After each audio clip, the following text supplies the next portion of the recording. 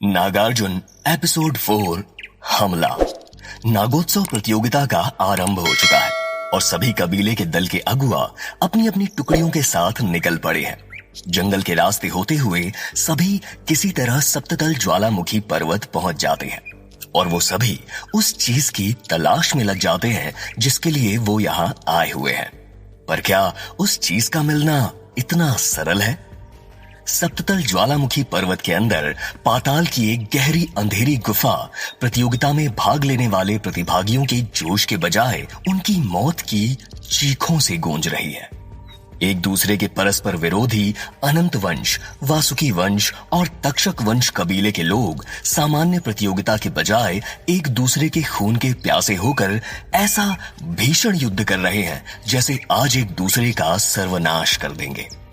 चारों तरफ एक दूसरे की लाशों के ढेर लगे हुए हैं और खून इतना ज्यादा बह चुका है कि जैसे वहां खून की नदियां बह रही हैं। अनंत वंश कबीले के एक पक्ष के लोग, जिनका नेतृत्व आयुष्मान कर रहा है, पाताल के सातों द्वारों को पार करके अपनी उपस्थिति दर्ज करवा चुका है और इसलिए अब वो वहां रुककर अपने योद्धाओं की संख्या कम करवाना बिल्कुल नहीं चाहता।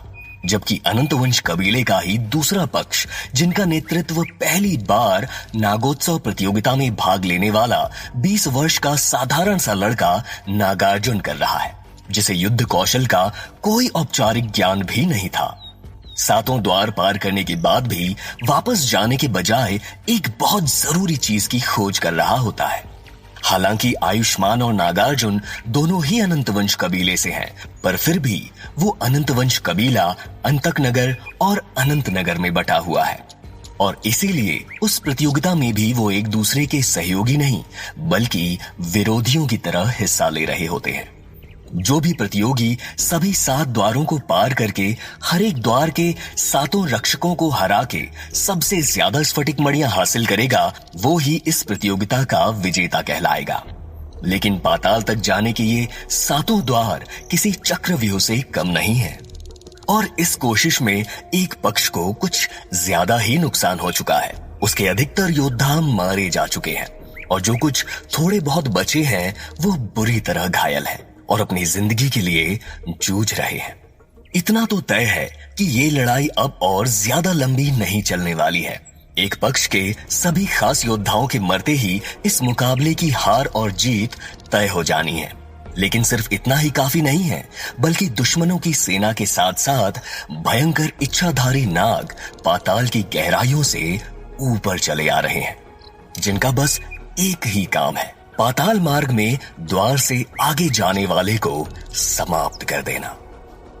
सैनिकों, हमारा काम हो चुका है। अब यहाँ पर और रुककर अपनी संख्या को कम करवाने का कोई फायदा नहीं, इसलिए वापस चलो, आयुष्मान अपने सैनिकों को आदेश देते हुए कहता है। लेकिन सरदार, नागार्जुन अभी भी अंदर ही है, वो शायद पाताल में भटक गया है और तक्षक वंश कबीले का योद्धा दुर्देव भी और आगे पाताल की गहराइयों में गया है। वो नागार्जुन को अकेला पाकर निश्चित रूप से मार देगा, सेनापति बोला। एक योद्धा के लिए मृत्यु से डरना बिल्कुल भी शोभा नहीं देता सेनापति। वैसे भी बिना किसी तैयारी के इस प्रतियोगिता में आने का फैसला उस मूर्ख नागार्जुन का ही था, इसलिए अब जो होगा वो उसे ही भुगतने देना चाहिए। याद रखो, इस प्रतियोगिता में वो हमारे साथ नहीं है और वैसे भी वापसी में हमारे जितने भी विरोधी कम होंगे ना, हमारे लिए उतना ही अच्छा है। आयुष्मान ने 3 द्वारों की स्फटिक मणियों के साथ कई इच्छाधारी और मायावी प्राणियों के मस्तक मणियों को अपने कवच के अंदर सुरक्षित कर लिया और अपने सैनिकों के साथ आंधी के झोंके की तरह रसातल से बाहर निकल जाता है। पाताल की अंधेरी गहराइयों में ठीक से हाथ को हाथ भी सुझाई नहीं दे रहा है। वैसे भी पाताल द्वार की स्फटिक मणि लेकर आयुष्मान पहले ही वापस जा चुका है, इसलिए वहां अब और रुकने का कोई कारण नहीं बचा है। लेकिन फिर भी नागार्जुन अभी अंदर ही बुरी तरह जूझ रहा है। पाताल द्वार के पहरेदार मायावी अजगर से बचते हुए नागार्जुन अपने बचे खुचे सैनिकों के साथ बाहर निकलने के बजाय और भी नीचे चला गया है, क्योंकि अभी तक उसका इस प्रतियोगिता में आने का उद्देश्य पूरा नहीं हुआ है। चारों तरफ एकदम अंधेरा फैला हुआ है, बस गर्म लावे से सोए हुए ज्वालामुखी की लाल तपती हुई काली और पथरीली दीवारों के अलावा और कोई भी रोशनी नहीं है। एक बार को उसे लगा कि उसे मारने के लिए पाताल के किसी भी प्राणी को मेहनत करने की जरूरत नहीं होगी। पाताल की गर्मी और घुटन से ही उसकी जान निकल जाएगी। उसे बड़ी मुश्किल से सांस आ रही है। उसके सैनिक पीछे छूट रहे हैं और उनके इंतजार में वहां रुकना बेवकूफी है। इसलिए उसने एक गहरी सांस भरी और अपने बाएं हाथ की तर्जनी अंगुली में राजकुमारी माया की दी हुई अंगूठी में जड़ी सिद्ध की हुई मासर मणि को चूमा और फिर अपने सैनिकों के बिना ही तेजी से और नीचे उतरता चला गया। उस सिद्ध की हुई मासर मणि के प्रभाव से अभी तक तो उसे ज्वालामुखी की तेज आंच का कोई प्रभाव नहीं हुआ है, लेकिन जैसा कि उसे बताया गया था, पाताल के अंतिम सिरे को पार करते ही ये भीषण गर्मी अपने आप ही समाप्त हो जानी है और फिर शेषनाग भगवान का विशेष अनुयायी होने के नाते आगे का काम उसके लिए कोई कठिन नहीं होगा। आखिरकार जैसे तैसे वो पाताल की गहराई में पहुंच जाता है, लेकिन उस गहरे पाताल में उसे अंधकार के सिवा और कुछ भी दिखाई नहीं दे रहा। वो अपनी आंखें बंद करके सच्चे मन से अपने इष्ट भगवान को स्मरण करता है और कुछ ही क्षणों बाद ऐसा लगता है जैसे कोई धीमी लौ उसके सामने प्रज्वलित हो गई हो। जैसे ही वो अपनी आंखें खोलता है तो सामने ही उसे एक प्राचीन मंदिर दिखाई दे जाता है। उस मंदिर का दरवाजा कम से कम 150 गज से भी अधिक ऊंचा और 70 गज के बराबर चौड़ा है और बड़े से बड़े महायोद्धाओं के लिए भी इस महाकाय द्वार को खोलना एकदम असंभव है। नागार्जुन उस महाद्वार के पास पहुंचकर अपने दोनों हाथों से उसके पटों को अपनी पूरी शक्ति से धकेलता है और तभी कर्कश आवाज के साथ वो महाद्वार खुल जाता है। उसे खुद भी अपनी शक्ति पर आश्चर्य होता है, लेकिन फिर वो इसे भगवान का चमत्कार समझकर मंदिर के अंदर प्रवेश कर जाता है। उस भव्य मंदिर के आकार को देखकर साफ पता चलता है कि उसका निर्माण किसी इंसान के बस की बात तो नहीं है। खास बात यह है कि अभी तक ज्वालामुखी की उन तपती हुई पथरीली दीवारों के बिल्कुल उलट उस विशेष मंदिर में बिल्कुल शीतल वातावरण है और दीवारें काली और पथरीली नहीं बल्कि किसी विशेष धातु की बनी हुई होती हैं, जिनसे अपने आप हल्का हल्का नीला प्रकाश फूट रहा है। द्वार के खुलते ही अपने बिल्कुल ठीक सामने भगवान शेषनाग की 100 गज से भी अधिक ऊंची महाकाय प्रतिमा देखकर हैरानी से उसका मुंह खुला का खुला रह जाता है।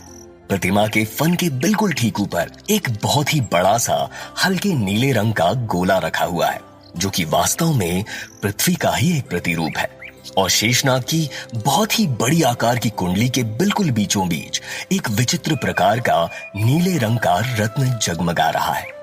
उस रत्न को देखकर नागार्जुन के चेहरे पर मुस्कान आ जाती है। ये रत्न कोई और नहीं बल्कि नागमणि है, जिसे भगवान शेषनाग ने स्वयं धारण किया हुआ है। लेकिन बिल्कुल सामने दिखाई दे रही नागमणि को पाना इतना आसान नहीं है, क्योंकि उस दिव्य रत्न तक पहुंचने से पहले एक तरल से भरा हुआ कुंड है। लेकिन नागार्जुन जानता है कि उस कुंड के तरल को स्पर्श भी करने का मतलब है सीधे सीधे मृत्यु को निमंत्रण देना, क्योंकि उस कुंड का वो तरल महाभयंकर विष है, जो शरीर तो क्या किसी भी धातु तक को मोम की तरह गला देने की क्षमता रखता है। नागार्जुन एक बार फिर हाथ जोड़कर सच्चे मन से अपने इष्ट देव को याद करता है। अगले ही क्षण उस विष के कुंड में से एक छोटी सी नाव निकल आती है, जिसमें सिर्फ एक ही इंसान सवार हो सकता है। ये देखकर नागार्जुन का चेहरा खुशी से खिल जाता है। वो सच्चे मन से शेषनाग को धन्यवाद देता है और उस नाव में सवार हो जाता है। कुछ ही देर में नागार्जुन कुंड के दूसरे छोर तक पहुंच जाता है। भगवान शेषनाग की प्रतिमा के सामने पहुंचकर वो नाव से उतरकर भगवान शेषनाग की प्रतिमा के सामने अपने घुटनों पर बैठकर दोनों हाथ जोड़ लेता है और उन्हें प्रणाम करता है। उसके बाद अपने यहाँ तक आने का कारण बताता है। हे भगवान, अगर मेरा उद्देश्य पवित्र है तो मुझे आशीर्वाद के रूप में नागमणि प्रदान करें। अचानक प्रतिमा के अंदर से कड़ाक की आवाज आती है और शेषनाग की कुंडली के बीचों बीच में रखी नागमणि कुंडली के चारों तरफ लुढ़कते हुए ठीक नागार्जुन के घुटनों के पास आ जाती है। ये देखकर नागार्जुन की खुशी की कोई सीमा नहीं रहती। वो नागमणि को आश्चर्यचकित होकर देखता है। फिर वो पूरे श्रद्धा भाव से भगवान के सामने नतमस्तक हो जाता है और भगवान के आशीर्वाद के रूप में नागमणि को अपने पास रख लेता है। इसके इसके बाद नागार्जुन उसी तरह वापस वो विषकुंड पार करता है जिस तरह वो यहाँ आया हुआ था, और वो उस विशेष मंदिर से बाहर निकल आता है। मंदिर से बाहर आकर अब उसके सामने सबसे बड़ी चुनौती है पाताल से बाहर निकलना। लेकिन नागार्जुन हिम्मत नहीं हारता है। जिस तरह मेरे इष्ट ने मुझे यहाँ नागमणि तक पहुंचने का मार्ग दिखाया है, अब वही मुझे बाहर निकलने का रास्ता भी दिखाएंगे। नागार्जुन ने मन ही मन सोचा और प्रबल इच्छा शक्ति के साथ एक पत्थर को पकड़कर ऊपर की तरफ चढ़ने लगा। अचानक उसने महसूस किया कि उसका शरीर गुरुत्वाकर्षण शक्ति से मुक्त हो चुका है और ऊपर चढ़ने में जरा भी कष्ट नहीं हो रहा। अवश्य ही ये मेरे इष्ट की कृपा है, नागार्जुन खुशी से झुकते हुए बोला। अब वो उन पथरीली चट्टानों पर किसी सांप की तरह रेंगते हुए बिना थके ऊपर चढ़ता चला जा रहा था। नागार्जुन के लिए इस नागोत्सव प्रतियोगिता में भाग लेने का विशेष कारण नागमणि हासिल करना ही होता है। ये काम वो पहले नहीं कर सकता था, क्योंकि नागमणि तक पहुंचने का रास्ता सप्ततल ज्वालामुखी पर्वत से होकर सातों तल पार करते हुए पाताल में स्थित शेषनाग के मंदिर में है, और इस ज्वालामुखी पर्वत में प्रवेश करने का रास्ता 5 साल में एक बार होने वाली विशेष नाग पंचमी के अवसर पर ही खुलता है। और इस विशेष अवसर पर नागौर सब प्रतियोगिता आयोजित की जाती है। अब नागार्जुन के मन में एक संतुष्टि है कि नागमणि पाकर उसका उद्देश्य पूरा हो चुका है और वो अब ज्वालामुखी पर्वत से सुरक्षित बाहर निकल जाएगा। लेकिन ये सोचना उसकी भूल थी, क्योंकि खतरा अभी तक पूरी तरह टला नहीं है, क्योंकि 6वें तल रसातल में ही एक भयानक खतरा उसकी प्रतीक्षा कर रहा है। वो खतरा कोई और नहीं बल्कि तक्षक वंश कबीले का सरदार दुर्देय है, जो आकार में किसी दैत्य के बराबर होता है। सिर पर सींगों वाला काला मुकुट और कांटों भरे कवच के साथ उसकी वेशभूषा भी किसी दैत्य जैसी ही है। जैसे ही नागार्जुन चट्टान को पकड़कर ऊपर आया, उसने वार करने के लिए पहले से तैयार दुर्देय को देखा। इससे पहले कि वो संभल पाता, दुर्देय उसे बिना कोई मौका दिए भयंकर अट्टहास करते हुए अपनी भारी भरकम मजबूत तलवार उसके सीने में घोंप देता है। अचानक नागार्जुन को ऐसा लगा जैसे उसकी आंखों के सामने अंधेरा छा गया है। उसके मुंह से खून छलक आता है, उसके हाथों में शक्ति ही नहीं बची और वो लड़खड़ा कर वापस नीचे गिर जाता है। वो नौसिखिया बच्चा, उसका अंत हो गया है। अब उसे मरने से संसार की कोई शक्ति नहीं बचा सकती है। मैंने खुद अपनी अभिमंत्रित तलवार से उस पर वार किया है। अब वो ज्यादा देर तक जिंदा नहीं रहेगा। सरदार इस लड़के ने नागमणि हासिल कर ली है, जिसे वो माया के हवाले करके उससे शादी करना चाहता है। ये तो हमारे लिए और भी अच्छी बात है। अब ना तो हमें पाताल में जाने का खतरा मोल लेने की जरूरत है और ना ही वहां से नागमणि हासिल करने की मेहनत करने की। एक तरह से इस लड़के ने तो हमारा काम और भी आसान कर दिया है। दुर्देय के होठों पर कुटिल हंसी खेल रही होती है। उसी क्षण नागार्जुन के बचे हुए सैनिक उसकी खोज में नीचे आ जाते हैं और उनका सामना होता है क्रूर योद्धा दुर्देय और उसकी आधी सेना टुकड़ी से। जाओ, जाकर उसके शव से नागमणि लेकर मेरे पास आओ और ज्वालामुखी पर्वत में अनंत वंश के बाकी बचे सभी सैनिकों को भी एक ही झटके में समाप्त कर दो। दुर्देय ने खूंखार भाव में अपने सैनिकों को आदेश दिया। अपने सरदार का आदेश सुनते ही दुर्देय के बाकी सैनिक नागार्जुन के सैनिकों पर टूट पड़ते हैं और भीषण रक्तपात मचाना शुरू कर देते हैं। दुर्देय के दूसरे योद्धा नागार्जुन के पास पहुंचते हैं तो उसकी सांस अभी भी चल रही होती है, लेकिन किसी भी समय उसकी सांसों की ये डोर टूटने ही वाली है। ये तो अभी जीवित है, क्यों ना इसे मारकर पूरी तरह समाप्त कर दे। बेचारे की आत्मा को इसके शरीर से बाहर निकलने में कष्ट नहीं होगा। एक सैनिक उसका मजाक उड़ाते हुए उसकी गर्दन पर अपनी तलवार रखकर बोला, अरे जाने दो, इसके प्राण तो वैसे भी अगले कुछ ही क्षणों में निकलने ही वाले हैं। इसकी गर्दन उड़ाकर मेहनत करने की क्या जरूरत है। हमें इसके पास से वो नागमणि प्राप्त करना है, बस। उसके बाद ये भी खत्म और हमारा काम भी। इतना कहकर वो सैनिक जोर से हंसा। दूसरे सैनिक ने नागार्जुन के सीने पर जोर से वार करके उसका कवच काट डाला और उसमें से नागमणि बाहर निकल आई। नागमणि बाहर आते ही एक मुट्ठी के आकार के ठंडे नीले प्रकाश से भर गई और उसे देखकर बाकी सैनिक भी आंखें फाड़े उसे देख रहे होते हैं। उनमें से एक सैनिक ने नागमणि को उठाकर अपनी थैली में रखा और वहां से निकल गए। गुफा के अंदर उमस भरे माहौल में लगभग खौलते हुए पानी की टपकती आवाज गुफा के बाहर चीख पुकार और मार काट की आवाज से पूरी तरह से डूब गई है। नागार्जुन का खून से लथपथ शरीर निचले तल पर बेजान पड़ा होता है, जिसमें कुछ भी हलचल नहीं हो रही। इसीलिए एक तरह से वो अब मर ही चुका है, क्योंकि उसकी आत्मा अब किसी भी पल उसके शरीर से निकलने ही वाली होती है।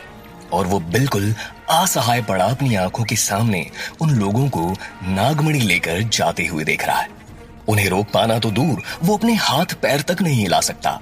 धीरे धीरे उसकी आंखों के सामने धुंधला होता जा रहा है और उसकी आंखें बंद हो रही हैं। उस धुंधले में ही उसे एक बेहद सुंदर युवती की छाया दिखाई देती है। वो राजसी पोशाक में और पूरे साज श्रृंगार के साथ उसके सामने बैठी है। उसका चेहरा किसी चांद की तरह दमक रहा है और उसके लंबे सुनहरे बाल इधर उधर उड़ रहे हैं। वो सुंदर युवती कोई और नहीं बल्कि तक्षक वंश कबीले की राजकुमारी माया है और उसके सामने अपना हाथ बढ़ाकर उसे अपने पास बुला रही है। नागार्जुन, तुम्हारा उद्देश्य अभी तक पूरा नहीं हुआ है। तुम ऐसे नहीं मर सकते। तुमने मुझे वचन दिया था। तुमने कहा था कि तुम नागमणि लेकर ही लौटोगे। अपने वचन को निभाने के लिए तुम्हें वापस मेरे पास आना ही होगा नागार्जुन। उठो नागार्जुन, उन लोगों को समाप्त कर दो और उनसे नागमणि वापस छीन लो। अगर तुम ये करने में असफल रहे तो तुम मुझे भूल जाना। हमारा विवाह नहीं हो सकेगा नागार्जुन। उठो नागा, उठो। छाया के ये शब्द कहते ही वो अपने आप ही एक हल्की धुंध में गायब हो गई और वहां पर एक बार फिर से अंधेरा सा छा गया और नागार्जुन की आंखें बंद हो गईं।